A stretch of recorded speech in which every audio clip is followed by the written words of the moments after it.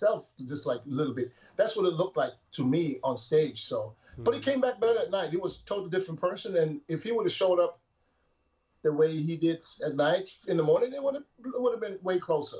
Yeah. So for you, did Hunter Labrada live up to the hype?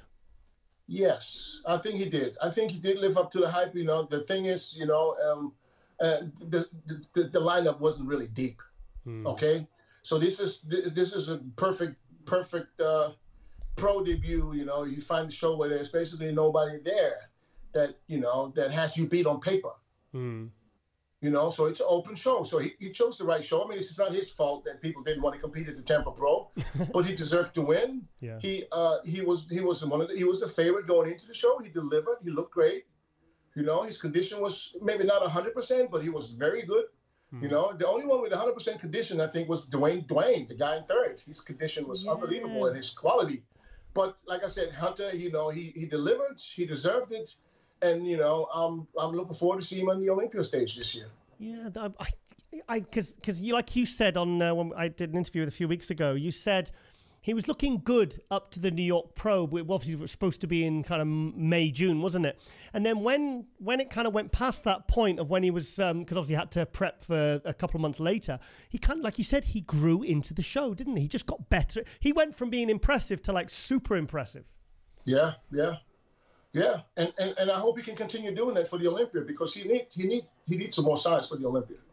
But I mean, size, I mean, certain body parts. You know, you will see the difference when he steps on the Olympia stage with the quality of the other guys, especially when they turn around backs, you know, back double biceps. There's going to be some poses, chest. There's going to be some poses where he's going to get exposed. But listen, he's young.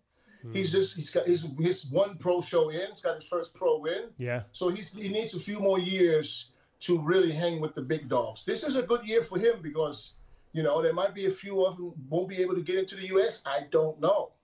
You know, but he will see the difference, him standing on the Olympia stage compared to the Tampa Pro. It's still, this levels to this game, and it's going to be the next level. So I'm not saying he can't compete with those guys, but maybe not this year, but in the future, he definitely can. Because if we look at what he achieved in the last year or year and a half, if he can do that again, watch out for Hunter Labrada. I don't actually know his age. Do you know how old he is? I don't know how old he is, but I know he's not old. He's not. Is he under 30? Oh, yeah, I think so. I think he's in his. Google it. Can somebody Google it? How old is Hunter Labrada? Google Hunter Labrada, please, Callum. I mean, when Lee Labrada was on the Arnold, his wife had him in the hand. He was a little baby. That's what I was thinking. That was 1990, 90-something Arnold. Yeah, it's like with Sergio. We had him on the 1984 Olympia, so you know that Sergio's at least 36. 28. He's 28 years old. Yeah, so I figured he was under 30. Yeah. I mean, if you're under 30 and you're winning your pro debut, I mean, you're off to a pretty good start, aren't you? I don't care how old you are. If you win your pro debut, that's yeah, exactly.